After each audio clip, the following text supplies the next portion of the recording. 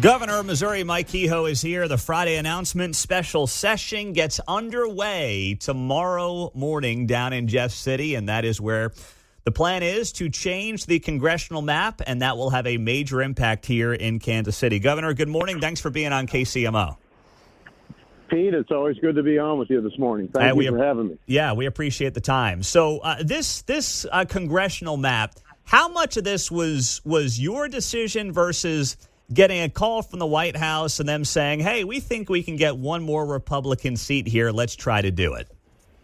Well, I think the Trump administration, President Trump himself, has definitely elevated kind of the conversation of where have maps been drawn, where are the fair lines, what's fair, what's not fair. But for Missouri, this has been a conversation, as you'll recall, since 2022. We got bogged down in the Senate at the time. I was lieutenant governor. With some people that were very unhappy with the map that we passed. It was a 8-2 or 6-2 map, as you know, that we have now. And there was a really, if you look at with the way the Constitution says, especially Congressional District 3 on the east side of the state, it was not compact. It was not contiguous. It did not meet all of the requirements. It was literally like a C shape that went around St. Louis and affected and broke up a lot of different counties. So it's a conversation, I would say, that's been going on in Missouri for 2 or 3 years. So I don't think it's really new to our state on what we need to do to make the map a little bit better and easier to understand for Missourians. You know, I think I look at the map, and I think a lot of people look at the map, and, you know, we see the national conversation, and we say, hey, it seems like what's really going on here is that it's a response to what has been heavily gerrymandered blue states, and now basically there's a push on the other side of the aisle to say, hey, you know, it's good for the goose, it's good for the gander. So that's not something that you said in your statement on Friday, but is it fair to say that that is part of what is going on here? Well, certainly if you look at other Democrat states, as you pointed out, East Coast and West Coast, you don't have to go very far in the Midwest in Illinois. I would ask any of your listeners just to pull up a picture of the map for Illinois, and you'll see what really bad maps look like. And they're definitely using it to their advantage to put as many Democrats in Congress in those states as they can. And I said all along that Missouri's values don't match the Democratic values. You've seen that in our state in the last 20 or 30 years, that, you know, 90+% of our county courthouses now are all Republican. I'd say 20 years ago, that number was probably 60%. And it's what my mother told me when she was a born and raised Democrat. She didn't leave the party. They left her. So that's what's happened. As the Democrat Party has gone this extreme left, embracing a admitted socialist to be the mayor of New York City. I mean, that does not match Missouri values. So what would you say to folks who are sitting here in Kansas City and, you know, for better or for worse, they voted for Emanuel Cleaver many times, and obviously it still is a blue city, and they feel like they are about to lose representation. What would your message be to those folks right now in Kansas City? Well, Congressman Cleaver will still be in the 5th District, and they should still vote for him. If he's doing the job that they want him to do, then I would encourage him to vote for him. If he fits what they think works best, that would be still a good fit. How about Mark Alford? It looks like his district could be changing. Do you have concerns that with this new map, it may make for a more challenging general election for someone like a Mark Alford than maybe traditionally has been the case in that 4th congressional district? Well, whenever you move lines in any map, you know, with every action, there's a reaction. So, but I would say that Mark has done such a good job representing his constituents. You see where a lot of Congress people won't even go out and have town halls right now. Mark is aggressively out there doing them just to make sure people have a chance to have their voice heard. And he has done such a good job for us. I've been very impressed with what he's done, and I'm not sure that he'll have a problem. You never want to take your race for granted. His lines will change a little bit should the map pass, but he should be good. All right, so you feel good about where Mark Alford's at. Is there when you look at the breakdown of these seats, especially the ones in the Kansas City area, Sam Graves, Mark Alford, and then this new Cleaver district, are they like R plus 10 or they are plus 15 Republican. When you look at the breakdown of just the voter registration in these districts, do you know what those are for the Kansas City area? I've seen the chart. I don't have it in front of me. Not in the Kansas City area. You're not going to get those big plus R numbers.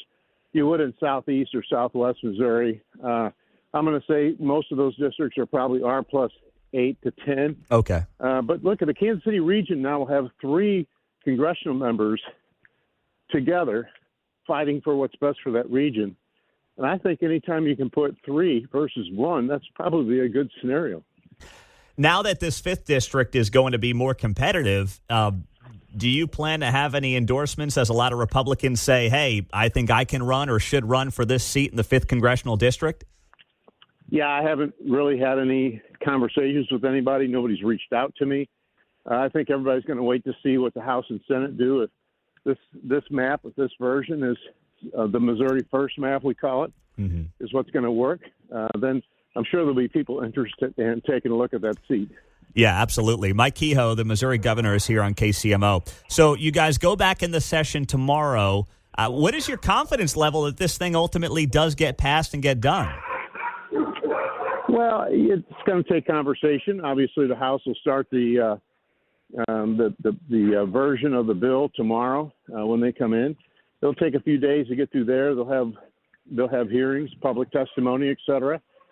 I think there's a chance we can get it through because, again, Missourians don't associate with the crazy left policies that we've seen come out of the Democrat Party in D.C. So I think there's a good chance, but nothing's certain in that building. You and I have been around that building a long time. Nothing's ever certain. Do those dogs have your back in the background, or are they Cleaver supporters back there? Well, they're as you know, Pete, I'm trying to get thin like you, so I got to walk every morning. Oh, I like that. That's good. That's good. That's very good. Mike Kehoe's here on KCMO. Hey, I do want to ask you while we have you on the phone here, Governor, because it's I don't know what you'd call it at this point, $1 billion question. Have you heard from our friends with the Chiefs of the Royals here the last couple of weeks? Pete, I would have been very disappointed if you didn't ask me a question about the Chiefs and the Royals. You've been a great host to bring out all of the facts surrounding that. As you know, during our first special session back in June, the legislature passed a economic development package to keep those 2 businesses in Missouri along with their employees and the economic impact that they offer to our state. We're waiting to see on what Jackson County is. As you know, multiple kind of resources have to come together to make that package complete. So Jackson County, I know, is looking at some options. I'm in constant conversation with the ownership of both the Royals and the Chiefs and their management team. And we're working hard to make sure those teams stay where they belong in Missouri. Well, the Kansas Senate president said on this show 2 weeks ago that if he was a betting man, he would bet on not just the Royals, but the Chiefs coming to Kansas. If Mike Kehoe was a betting man, what would he say right now? I like where they stay right now. I like where they play now. I like the state they play in, I should say. I think, as you know, the Royals are going to be looking for sure for a new complex. And look, Arrowhead Stadium is the legacy stadium, and not many of those left. And the average Chief fan likes that experience. They don't want some kind of cushioned indoor type dome experience. They love the legacy stadium, and that's why it's the loudest stadium. That's why it's the toughest to play in for opponents.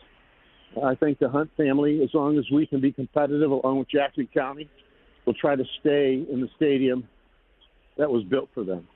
There you go. Mike Kehoe on KCMO Talk Radio, getting those steps in as well as we start a new week and what will be a busy week in Jeff City. Thank you, Governor. Appreciate the time. All right, buddy. Always good to talk to you. Thanks for having me. All right, you as well. Mike Kehoe on 95.7 FM.